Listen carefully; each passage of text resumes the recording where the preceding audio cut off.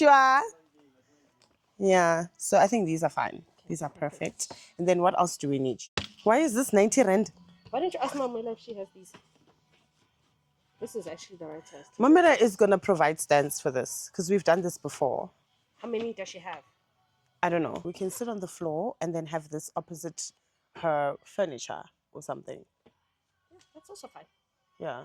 Hi, fam. As you can see, we're at the convenience store here at the general store at Princess Crossing.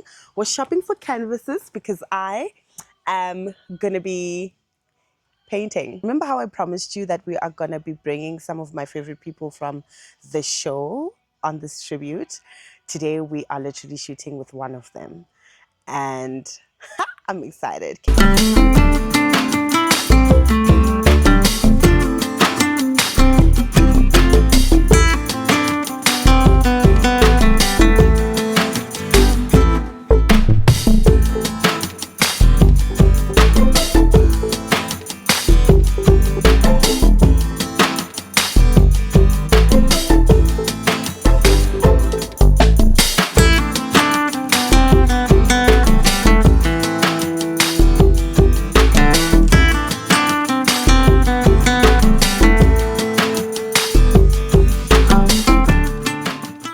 Call her.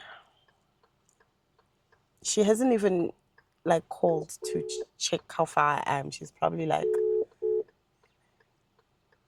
Amma, how are you?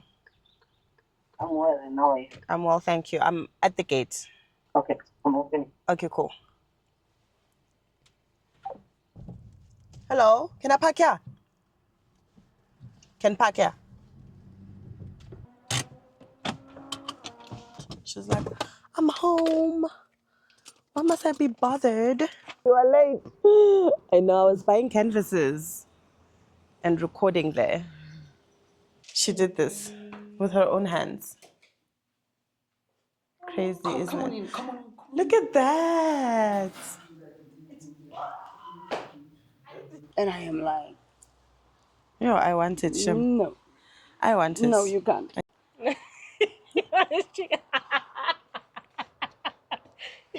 I do want this dress. You're not gonna give it to me? Everybody Give wants it this to dress. me. No, I am not. I am not gonna give it to you. It's painting day.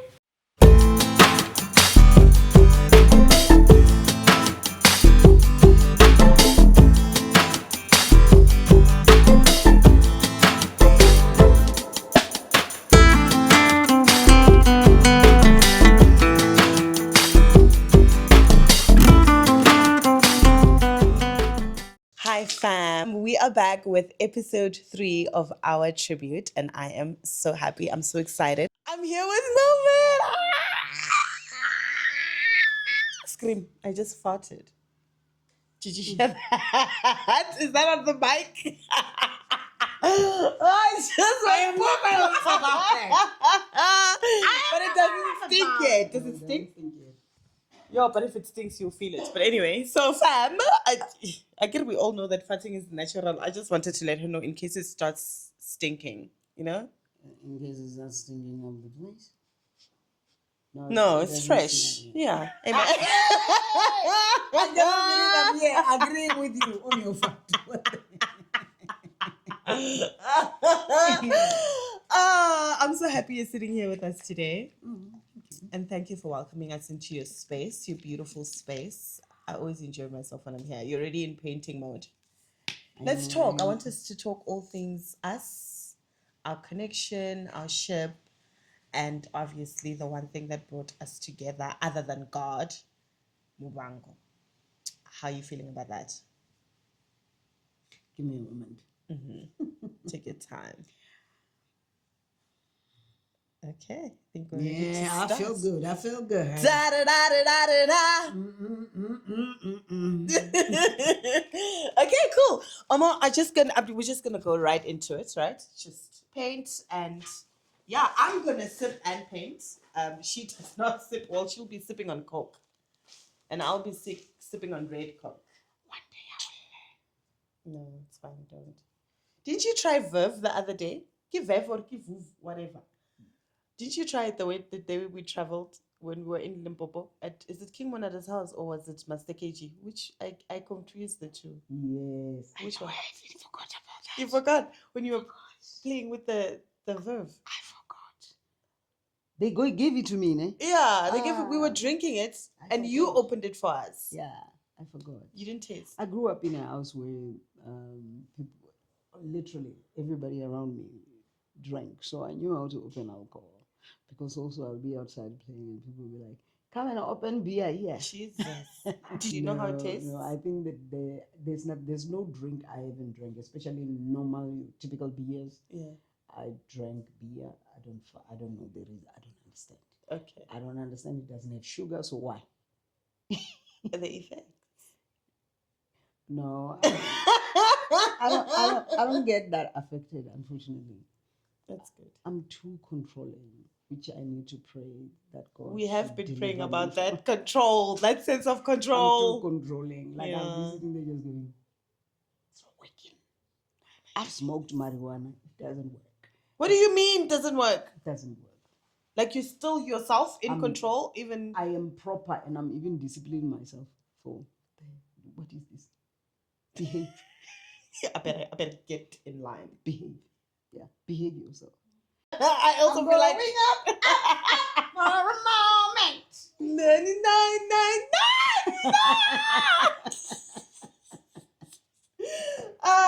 Okay, I think we need to start with you introducing yourself. Well, not necessarily introducing yourself, but you telling us about you. Who is Maumera? Yeah, all you. Okay. While we paint. People weird me out every time when they ask me this question because I have no clue. But I'll give you my identity. As for who I am. Okay, so are you saying there's a difference between who we are and our identity? Yes, an identity is somebody's projection. An identity is somebody's projection. Somebody numbering you, giving you a number plate that you are an Isuzu and this is your number plate, which means amongst the Isuzus, you have a number plate that specifically means that you are a different car than the Isuzu they saw before. I have never heard that interpretation of identity. Now, like the who I am is the gifting, the grounding. I want the who you are. You want the who I am. Yes. Like it kind of change every day. Okay, that's fine.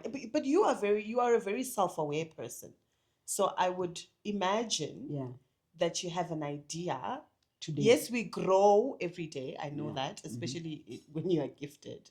But the one that God knew before he formed in your mother's womb. All right. Yeah.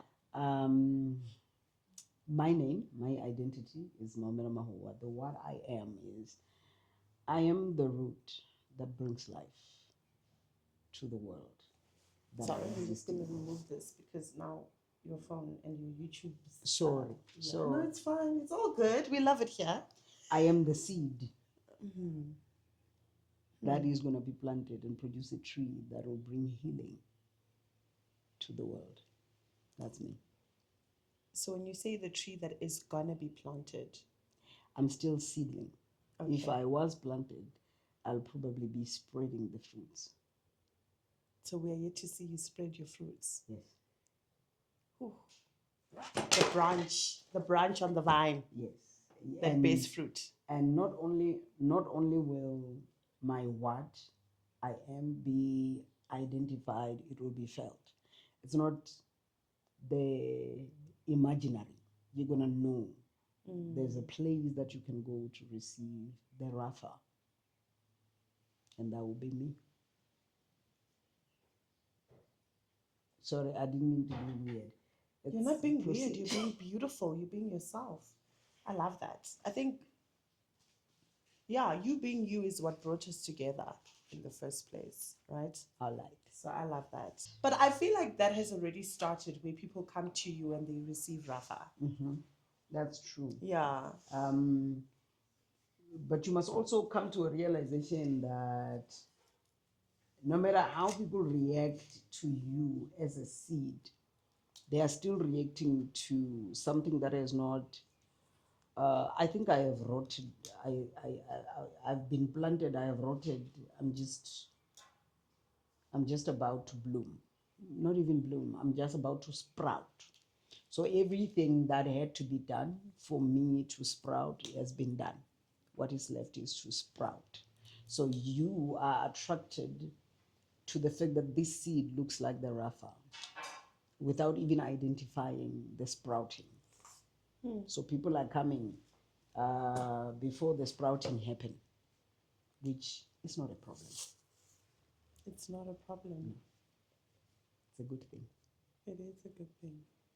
So I want us to go back down memory lane, right? To the first day we met. Do you remember the first day we met? When I first arrived at Muvhango. No, there's a particular day that I remember, and I remember the braids you had. Yes. You had this, you had something similar like this. Yeah. Yeah, and it was longer, and I kept thinking, who's that kid? Wow. Yeah. You know, and I remember that particular day because you walked in, and I think that was your first day of shoot. Yeah, I think I remember that day because it was your first day of shoot. Everybody was happy, and I think what made us happy the most is that you came and you did your job. What does that mean? That means that we don't like people that don't know what they're doing. Okay. Like, that means that at Muvhango, there's a weird unspoken rule of, if you are here, it means you know what you want. Yeah. You know what you are up to. Yeah. So when people come in and fluff, oh my God, we get so, why didn't you bring her yesterday? You know, you should have brought her yesterday. We could have helped her. Yeah. You know, so that we don't, you get there.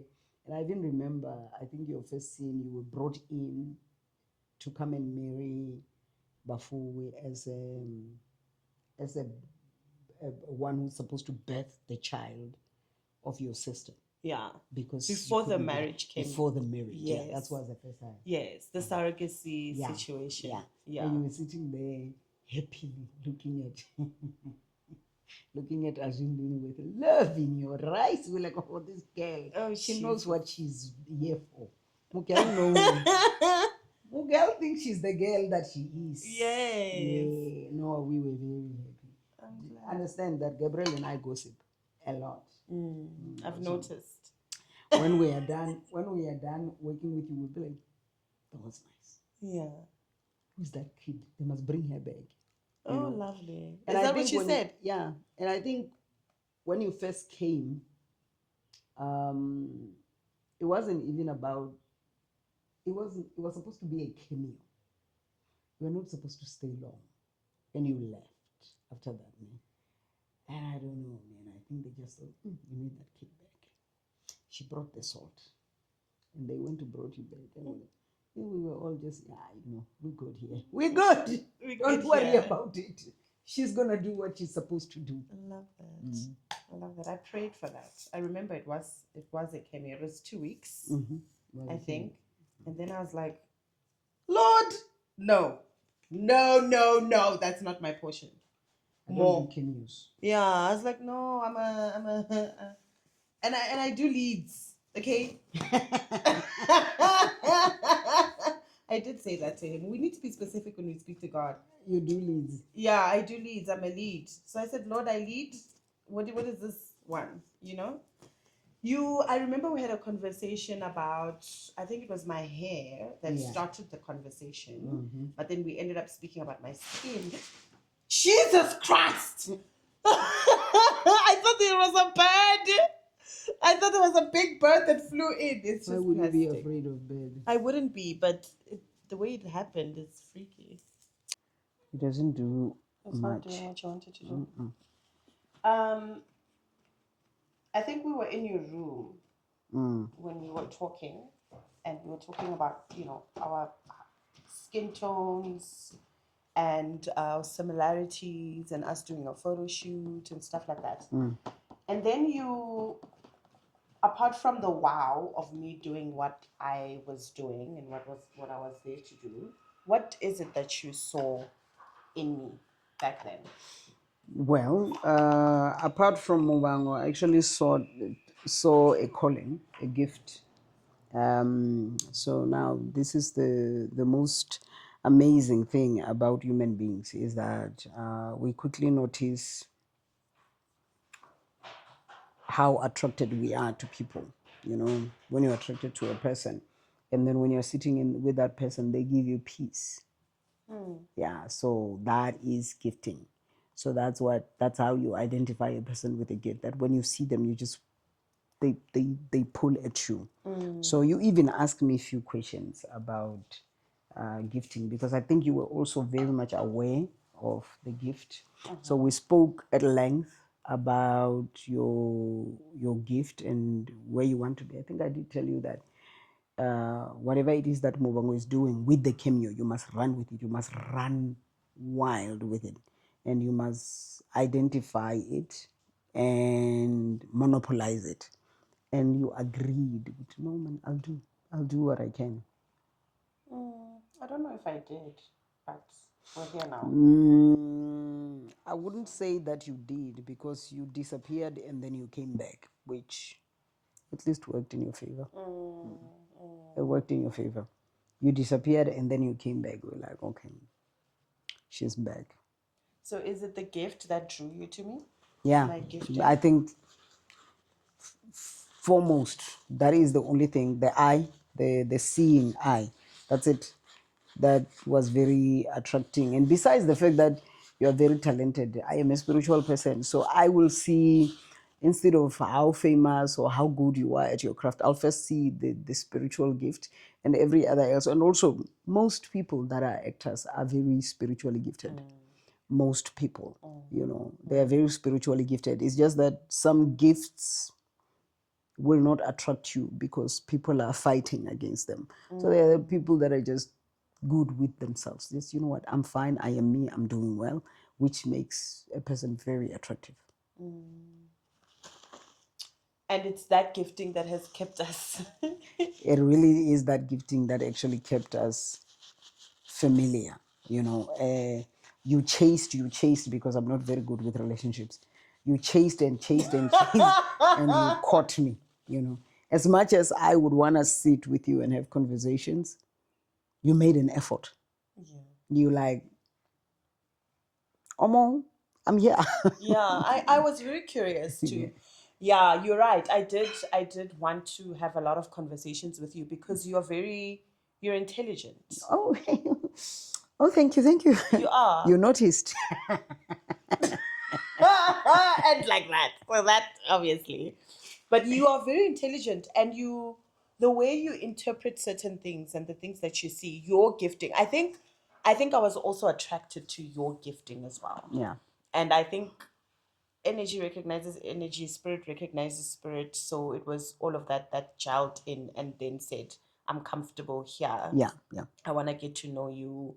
I want to grow with you and stuff like that. And to see us also still here, I like your nails. I'm like, what has happened to me with all the paint? But it's fine. Um, it's what has kept us here now, and our love for God, right? But let's speak about your journey as well, right? Part of us doing this tribute is obviously looking back and is celebrating certain things about the show and all the things that God did. You were there for 20 years, right? How did you manage that? Did you even think you would be there for that long? I think from the get go, I went there for the money. Okay. When you're poor, you really don't think about where you want to get your income. So for Sure. me, it was all about the money from the beginning, and I was doing a job. And until I had to learn the art, understand the art, for me, going into Muvhango was a job. Then Gajini started those classes. Then I had to learn. Then I started being curious about it. Then I started wanting to know more about it. Because I think for the first 7 years, it was just me getting a salary. For the second part of this, it was me learning until the end. Like the first 7 years, I was working. The second part was me learning, and I was learning a character that had no room to grow. Is that how you feel? I kind of feel like the writers wrote the character that was big, which means that the character has reached a certain point, and every day I had to learn to bring color to this perfect human being. You know, like every day I had to just, what else can she do? What is different? And the time when they give me room to explore was amazing. And they didn't come often, but when they come, I wanted to get out and show out, you know. Yeah. But my character was just too much. My character was a little bit much. My character had no flaws. You know what I'm saying? Like you're living with this human being that is just bigger than life. And every day you're supposed to make it interesting, you know. And they wrote the interest, and I needed to interpret the interest in the same character. So you can imagine. So after the 7 years, it was just a learning after learning after learning, and realizing that even people that look like nothing bothered them. They're actually bothered. Yeah. Wow. Do you think you had to live up to the standard of the perfection that Susan had as Maumera? All the time. Because I think the worst thing about Susan's character is that I have become her so much that people think I am her, which I'm not. Yeah. Oh, and you were so good at becoming her.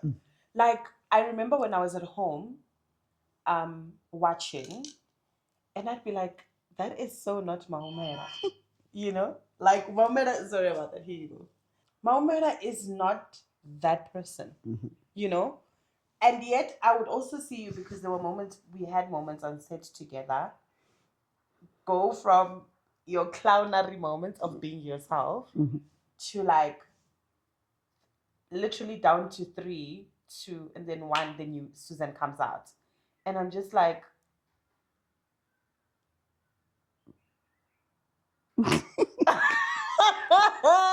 you're so good at playing Susan. Yeah. You're so good. And it's good to see the difference because you are definitely not Susan. No, trust me, we are not familiar. I think also when a guy sees you in the street, they think you are that woman, and I'm like, no, I'm portraying a character. If the madness was a human being, that's me. So do yourself a favor and not Stay away. even think it. You know, don't imagine in your head that I'm going to be Susaning in your life. It's not going to work on your behalf. I think this thing Thank is you. I was about to like. frozen. So, Omo, if there was a character within Muvhango, which Within other Muvhango, character do you think you could have loved to play? I would have To loved to portray. play Umeme. Really? Yeah. Wow. There's a freedom of expression there. Yeah. There's a freedom of expression there. So you can take the character however you like because she wasn't restricted at all. Tulufelo. Tsulufelo. It's Tulufelo, ne? She played her amazingly. She did well. I loved it. I loved it. I also enjoyed the character of. I enjoyed Debucho. I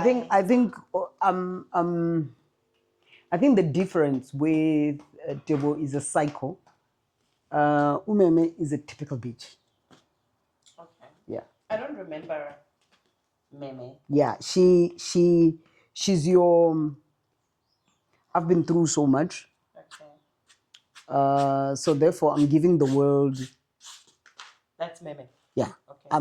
I've been through so much, and I'm giving the world my end results of what I've been through.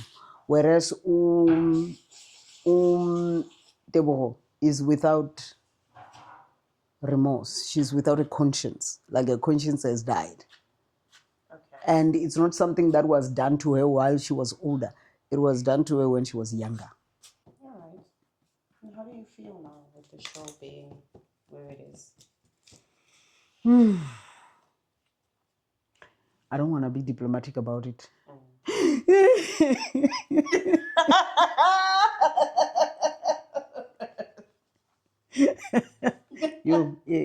It is hard. It's, you know, when something has become part of your DNA, Your identity. your identity, and it's not part of your identity anymore.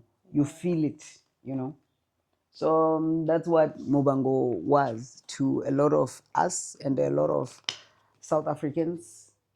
It had become part of everyday decisions to women, to men. You know, what would Azwindini do in Muvhango? What would Susan do in Muvhango? So yeah, kind of bad a bit.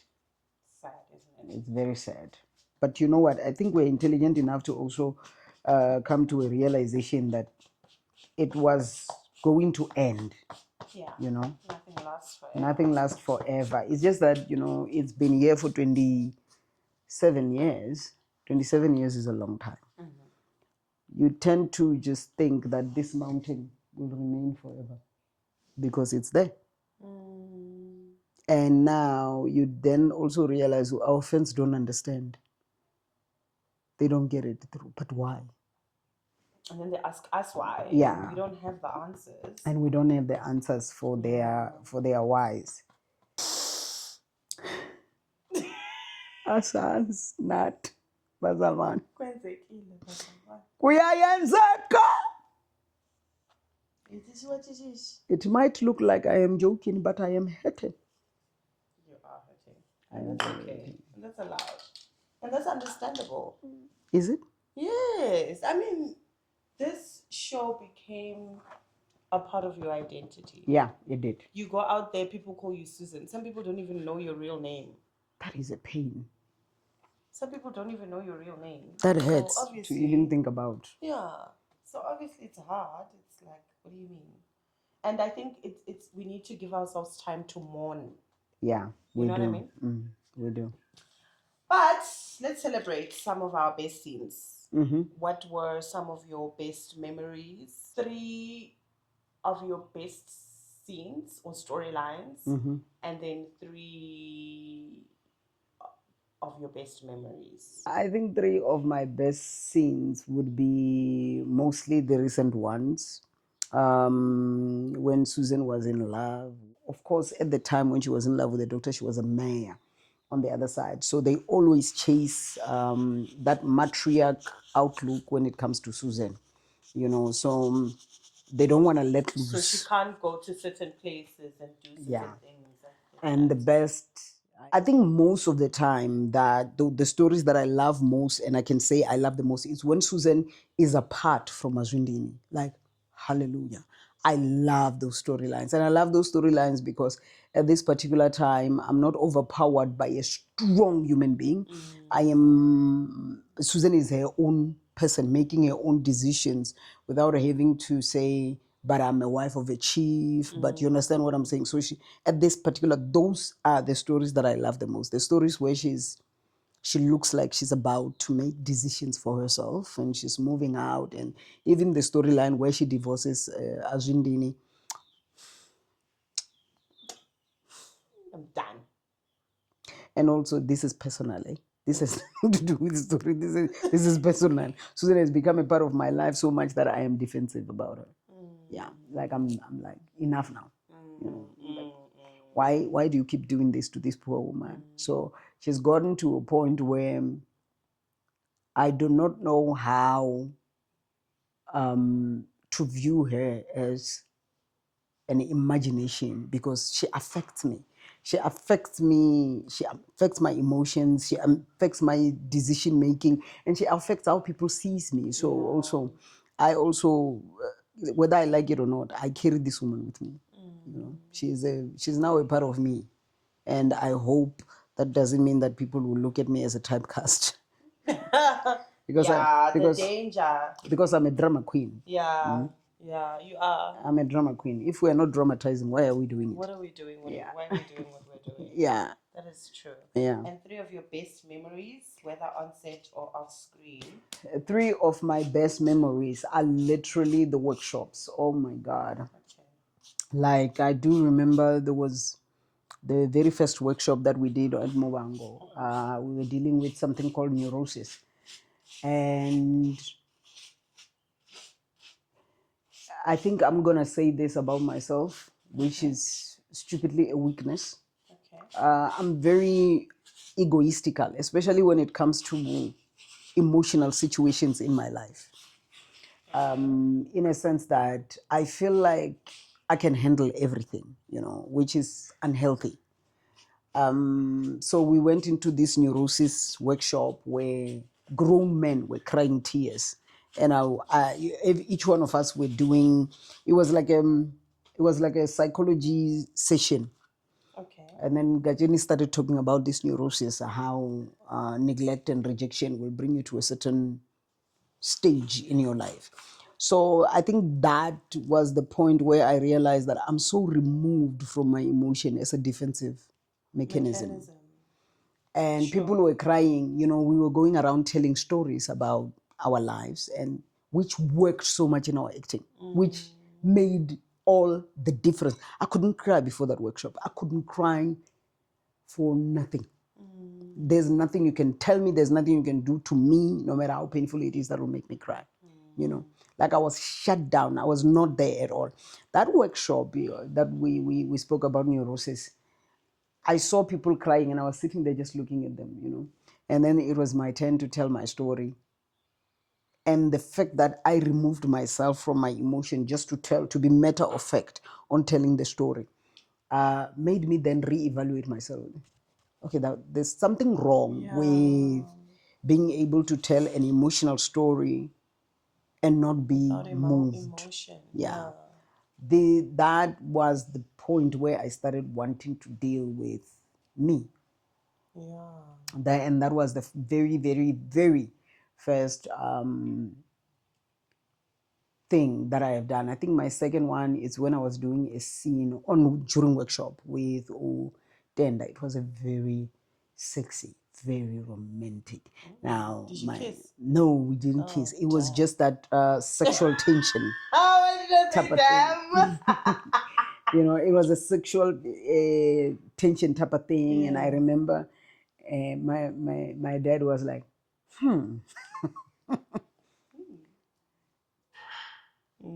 it's either you people are attracted to each other, because you could feel the tension in the air. And I remember just thinking, you could say, wow, that was good. Why would you say, we like each other? You understand what I'm saying? So, which was quite nice. And I think my most beautiful memory was when John Carney came in front of me. You're fucking fantastic, you know that. Oh, at that workshop. Yes. Oh my goodness! Imagine hearing that. I love. You don't even have to imagine it. You heard it. I nearly died. You're fucking fantastic, you know. Oh! With that English accent. Yes. Everybody was looking at me. On Black Panther. Yeah. Everybody was looking at me with that eye. Just, you didn't know. You said that. No, like people around me. What's her name again? Mpo. Azri. She's the one who's like, oh, I thought you knew. Yeah, Ashi would say that. I was like, I'm sure there were other eyes also. There were other eyes. Like no, there's an eye that said to me, like, make me understand why you don't have an agent. I was like, well, I went home working on air, just. Hello. Do you know who said I'm fantastic? Uchon. Dr. Joan Kare. He said I am fantastic. You're fantastic. And if you greet me, you must greet me with honor. Because you know who complimented me? Because I'm somebody. Yeah, you are somebody. I'm somebody. You are. You really are somebody. Yeah. I love that. I was feeling myself. I was feeling myself. I walked around trying to, who do I call and who do I tell? I wish somebody recorded that so that I can just, that was me. Yeah, and every time you forget, I hope you go back to that memory. That's a very beautiful thing. I think honestly, you never know the power you have, ne? Yeah. Until an audience tells you. not fans. I'm talking about an audience. There's a difference between fan and audience. Audience are people watching something to learn. Yeah. Fans are people that really don't care. Decided that. Huh? They don't care what you're doing. As long as you are you, they're good. Yeah, they're there with it. Yeah. Pause. I'm gonna go pee. Okay. For the mind it's Augustine. It's not. Okay. I that is typically so August is really, so I actually really I also appreciate the fact that, I've been in a room with Dr. John Kani and he is full of so much wisdom. there's no reason. Yo, he epitomizes There's no reason. wisdom and dominion and being grounded. Do you know what I mean? Like, abapapi. Rooted. Yeah, he's literally rooted in himself, and it's so crazy to see. I love it.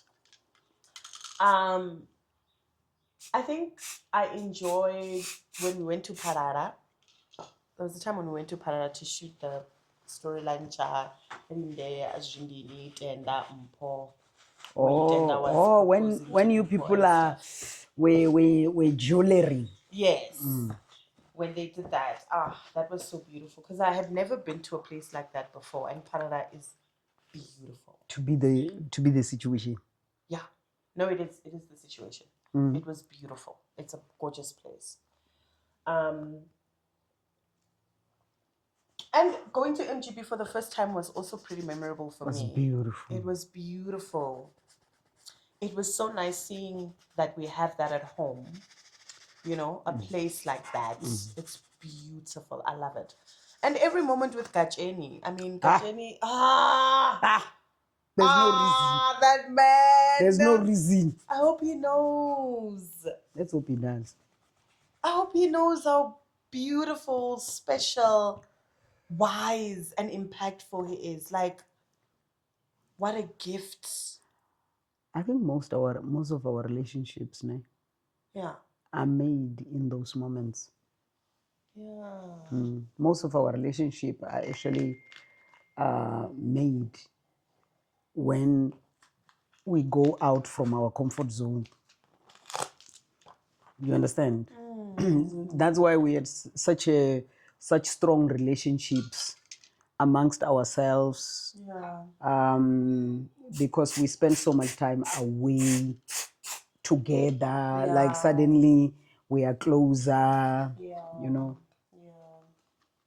That is true. That is true. Muvhango was the issue. Muvhango was the issue. The mothers that we found there.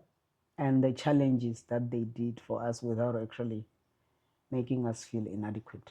You think you're done with school and somebody comes with a doctorate. What did you just say? And then do you see how much they rehearsed? Yeah. And wrote things down. Yeah. And that's why they did what they did so beautifully, because they worked. Then you see a youngster who doesn't read lines and comes and fluffs and doesn't know what they're doing when our adults are doing.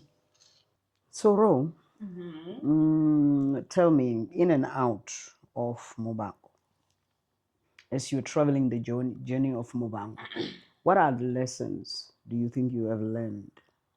Life in general, your character, people you've met, the understanding of life. Yeah. I'm going to mention some things. I don't think I can mention all of them.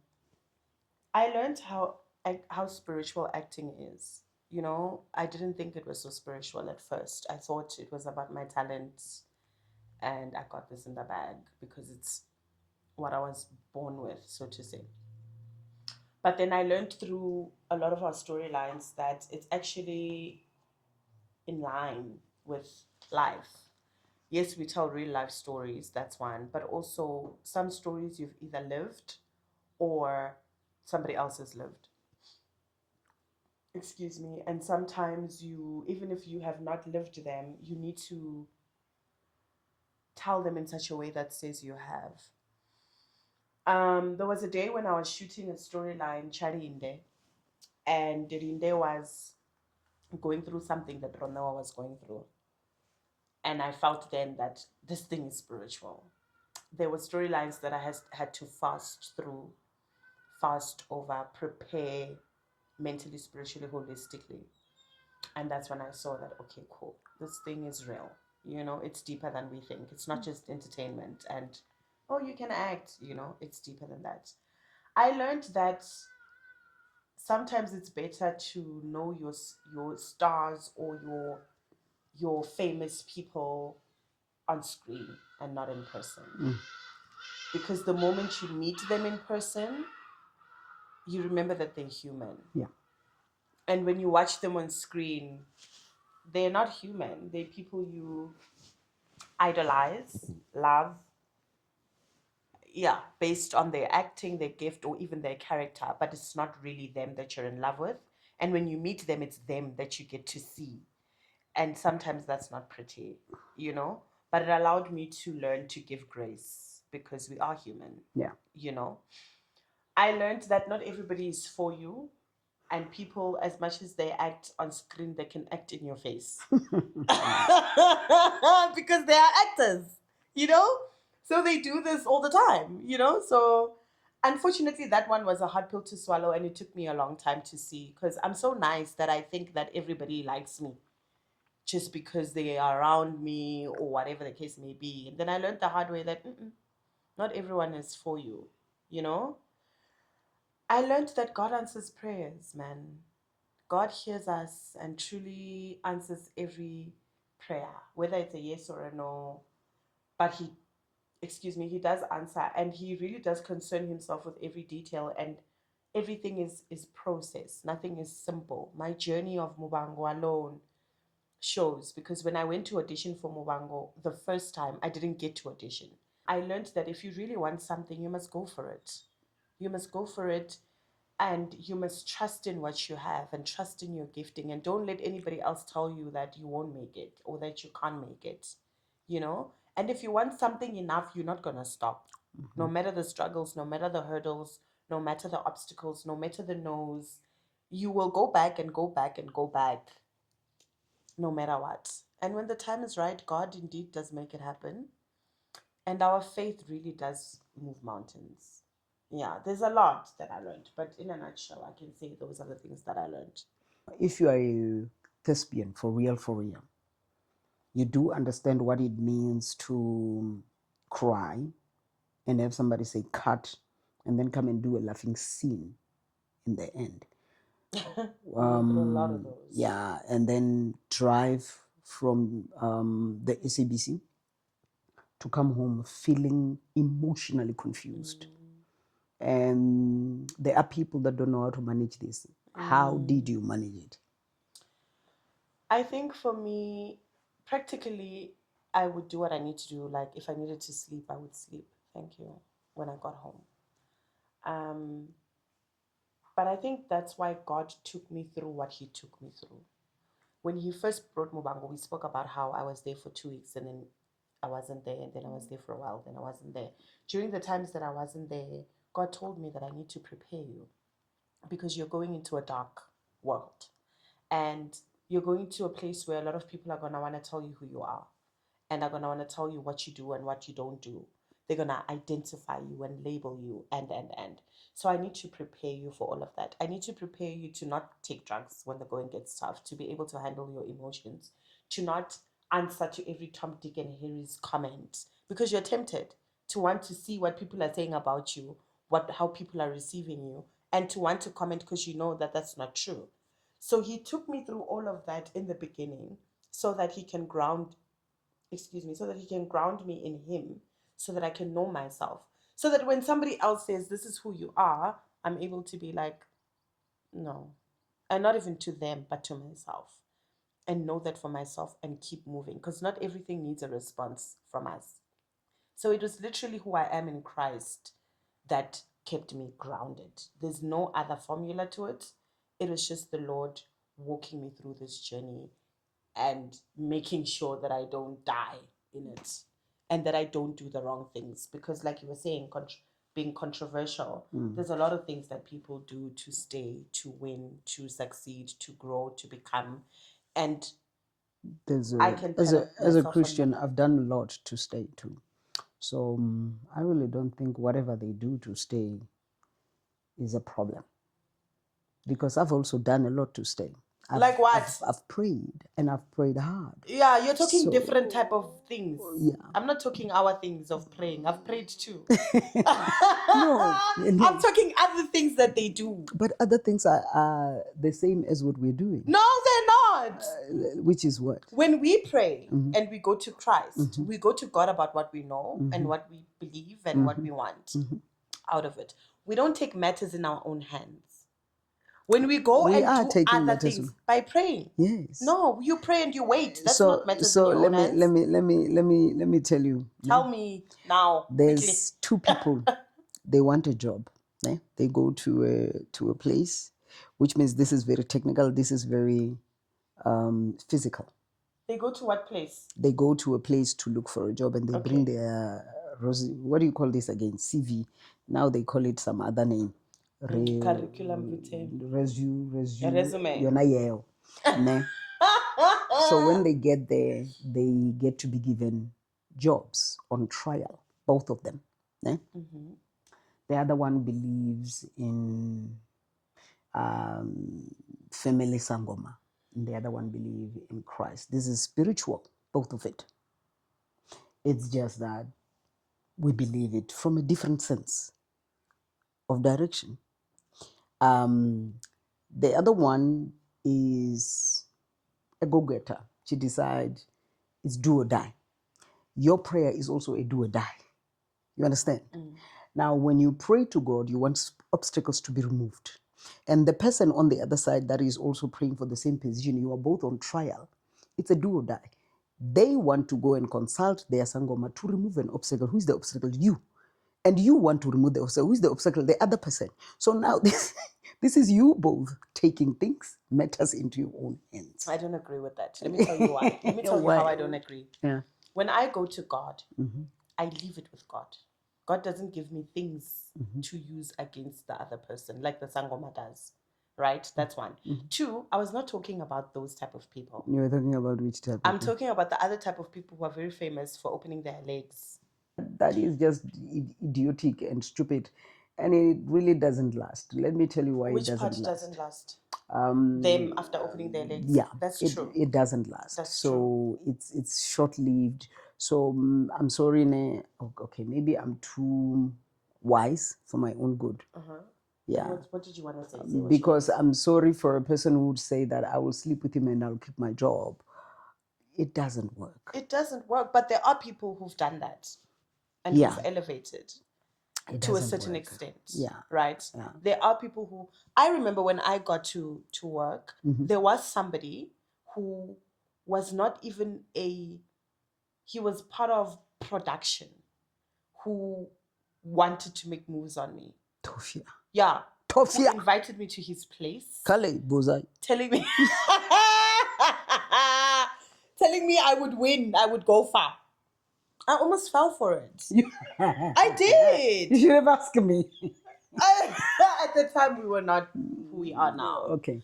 But there are people who, even though you don't know as the person who's doing it, there are people who come in with that, and that's not nice. There are people that will want to play that card on people and say, guys, am I lying? Have you not experienced a situation where, if maybe you've been in the industry, you've been trying, where somebody said la la la la, and you'll see. And I think we've had that situation in a lot of places, not just the industry, not just this industry. But it is truth. But you can say that I'm speaking from a mother point of view, whereby instead of looking at it narrow-mindedly like this. Now, let's just say, for example, you do get in and then you do, I don't want to call it what it is, but you slip your way into a certain position in your life. The person you sleep with will not be comfortable if you're no longer sleeping with them. And if they have the power to push you up, they also have the power to bring you down, which is now you are basing your promotion on the power you have. Yeah, women, we have amazing power of sleep.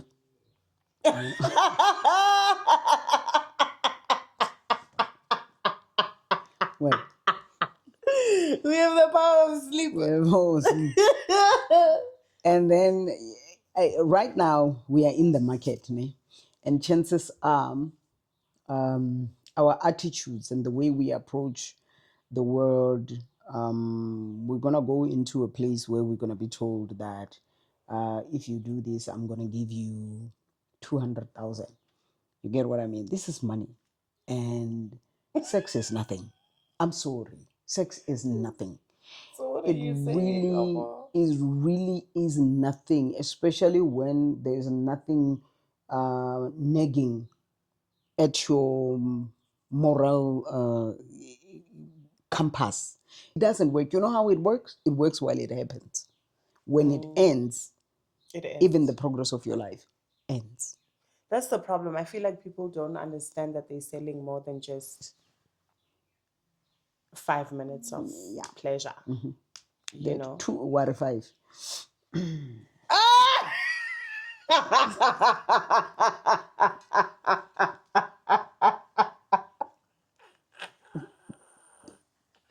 How many?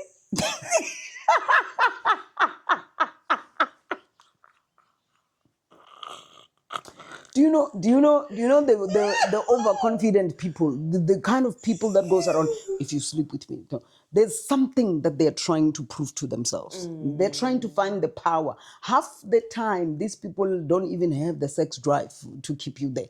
You get what I'm saying? This is supposed to be serious, but you're saying things that are We're very cracking me serious. up. We're very serious. So half the time, that's very true. It's a power streak. Yeah. When there was a person who said that a man that wants to sleep with everybody and is not satisfied is gay. That's not it. They don't have power for themselves, though they want to prove it by subjugating women. And this person, no matter how they sleep with you, no matter how good it was that night, trust me, when they wake up tomorrow, they're done with you. It's as easy as that. What a 5 minutes for what? Sorry.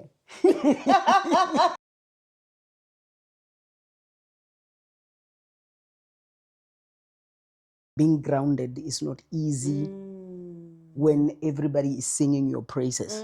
You know, oh Susan, and they loving you. And I'm sitting there just, no man, just talk to me without making me feel like I'm not human enough. Talk to me, you know. And I think, yeah, 20, I'm here trying to avoid that kind of approach where I'm even avoiding making friends because opportunistically people will use you for things. I'm not afraid of being used. I'm afraid of being taken advantage of because I am me, and I know for sure people easily take advantage of me. Because somebody said to me, "Why are you this innocent?" I'm like, I don't think it's innocent. I think I give people the benefit of the doubt. But in all that, how do you deal with the fence? You know, the expectation, picture, kisses, touches, fact that they feel they own you, the fact that they feel that just because they pay TV license, you must talk.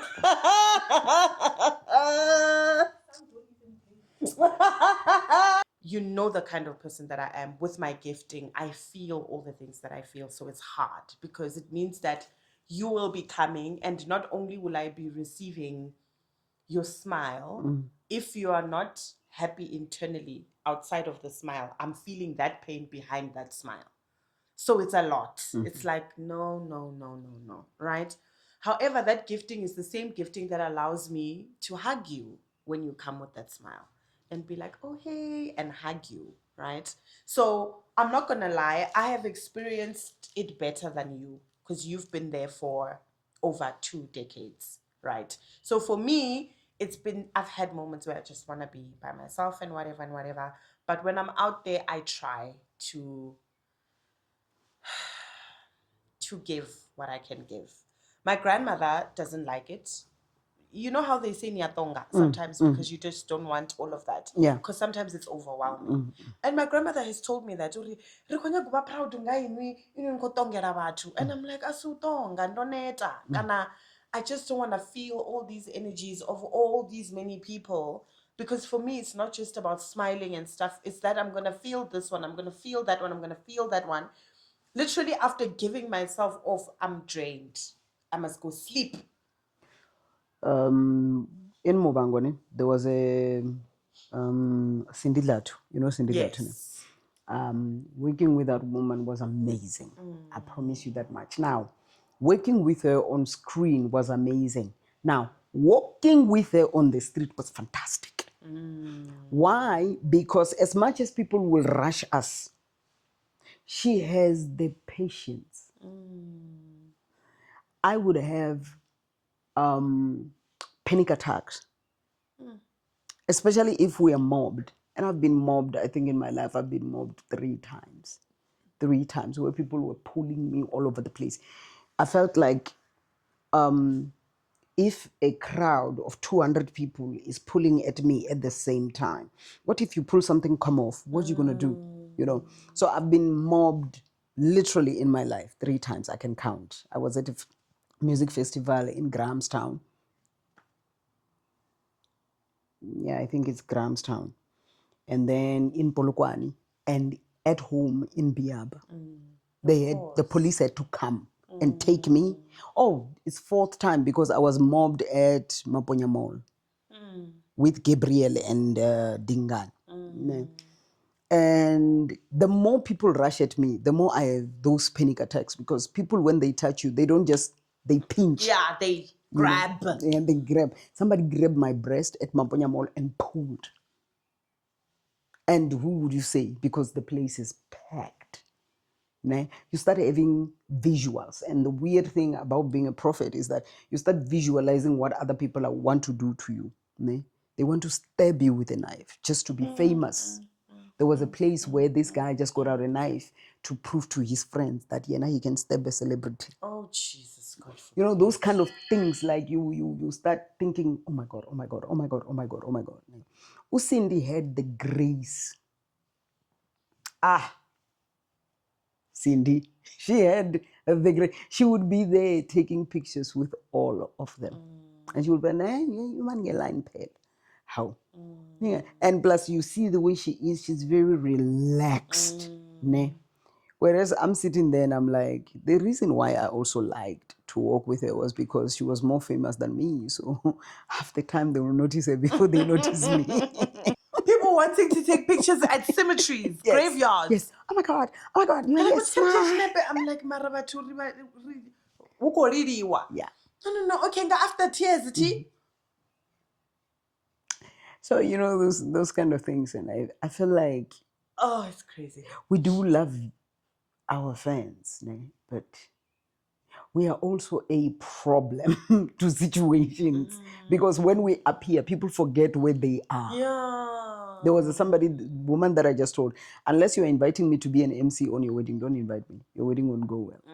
You won't feel like the bride. We are the worst people in beautiful situations. Yeah. And I do remember at my mother's funeral, on the day of the funeral, I come out of the house. In my life, I've never seen that many people. And the thought in my head was, how does this woman know these people?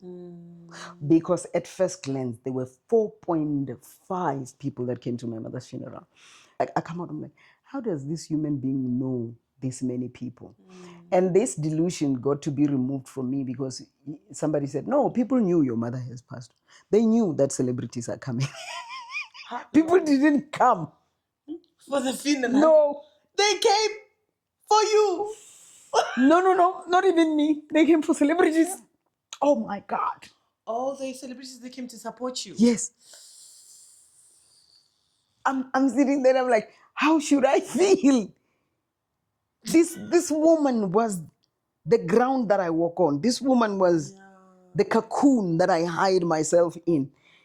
As as a warrior that I see, she died, and I saw 4.5 or more people coming to bury her, and then they tell me that these people that these 4.5, out of the 4.5, the 5 was probably. the 4,000. Don't make me cry. I'm sorry. The 0.5. Oh my God. Like, and you know, when somebody tells me straight, no, they knew that celebrities are coming. They're letting you know that, my Diana, it's not what you think. Like you do realize that we live a life where we try to convince ourselves about good things, about people and ourselves. And I'm just, you know, I don't know, my mother was buried by 4.5 people, and somebody says, and they thought they're giving me a compliment. When they told me, oh, none of those people came for your mother's funeral. They just knew that it's your mother who has died. So they wanted to see celebrities. Celebrities are coming. It wasn't a compliment.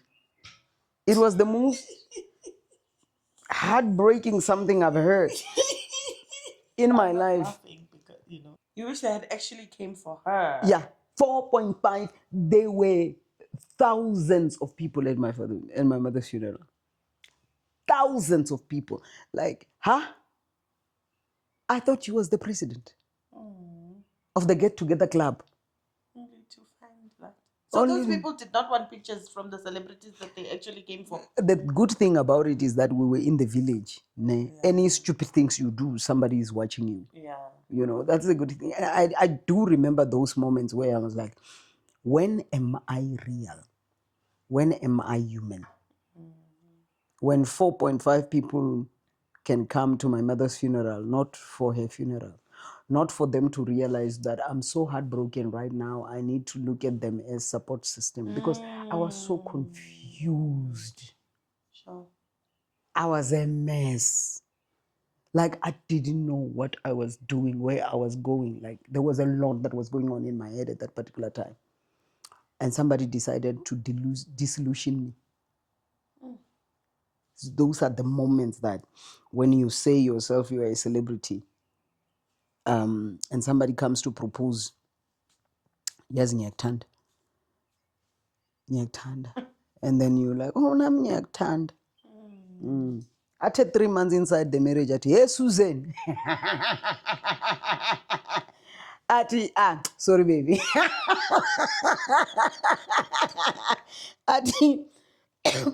When he's trying to introduce, too many times, and trying to introduce you to his brothers, I know Susan.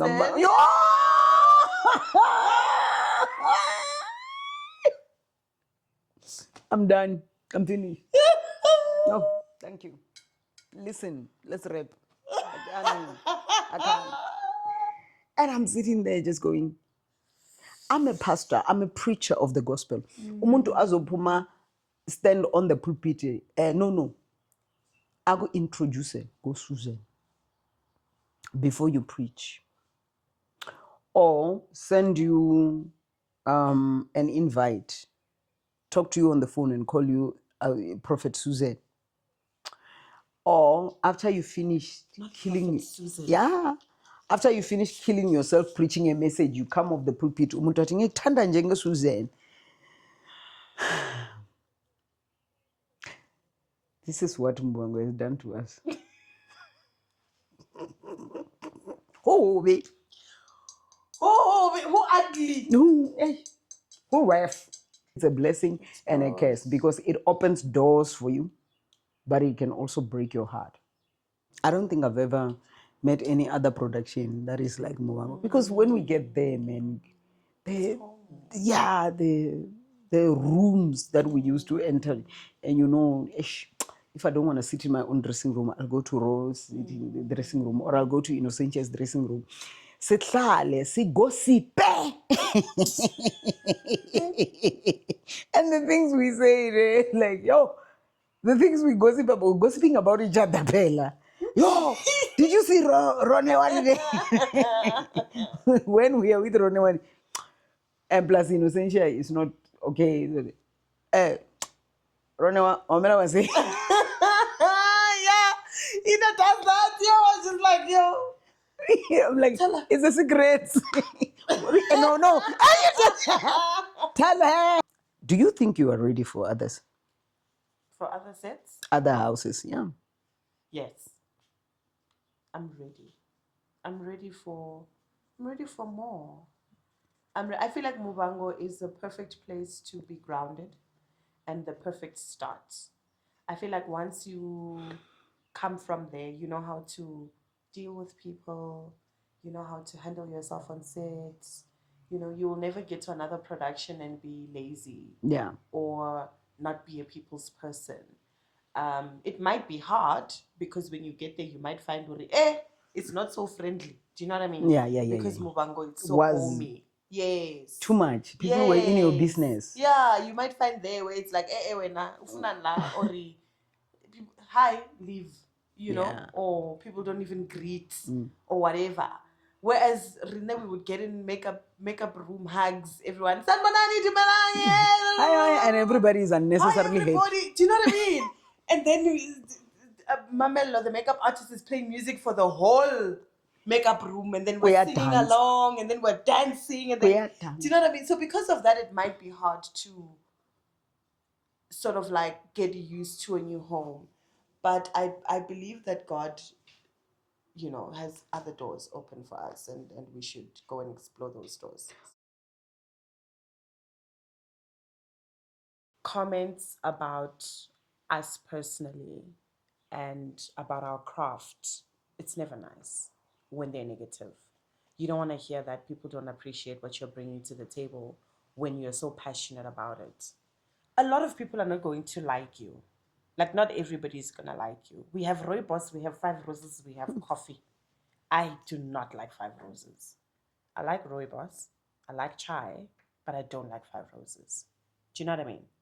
And you probably, do you understand? So you may be the five roses for other people, where they prefer the coffee but not the five roses. And I think for me, when I learned that, look, I'm going to be for some people and not for others, I became okay with it. But also, again, reading the comments and reading certain things about how other people receive me, it's hard. It's very, very hard. But I go back to what I know about myself. When we started this tribute, he said to me, I must write down a voiceover for episode 2. He didn't tell me it was for episode 2. He said I must just write. So he said to me, I must write the royal priesthood, the chosen nation, the light of the world, the salt of the earth. So I write those things down. Then he says, what does that mean for you? What do those things mean to you? I said, I don't know. What does it mean? Literally, what does it mean that I am the light of the world or the salt of the earth? What do I do? I had to go and learn those things. I had to go and learn what the definition of those things is, but also what it means for me personally. So when I then go out there, I need to have an understanding of these things for myself. So whenever I read what somebody else has to say about me, I need to remind myself that this person is not telling the truth about who I am. What I have had difficulties dealing with is people pretending to be me on social media. That is what I've ignored because I struggle. I struggle with people. There's people who call themselves Ronewa on Muvhango, Ronewa Rinde, and they have social media pages. And some of them are asking people for money, and some of them are like they're literally pretending to be me. They even have pictures of myself. They post them, and I'm just like, the audacity of pretending to be me. What? First of all, I find that to be sick. This is sick. Literally. Yeah. And that is me. I'm there just thinking, Shuu? Yeah. I wonder. I'm the kind of person that says, where you come from matters. Ne? How you react to me makes me want to think, or I wonder who did what to you to get to this point. I wonder what happened to you. Yeah. That is my worry. The fact that you have the temerity, the gumption, the backbone, the confidence the liver. to see. It's been iron liver. Fit. You have the stomach. Let's cheers That's why I'm To- feeling. to the best 22 years of your life, or the most interesting, educational grades and stuff, and a few years of mine. You know, Oh, to growing and seeing the hand of God in our lives, and to more and bigger and greater. twice. Twice. Twice.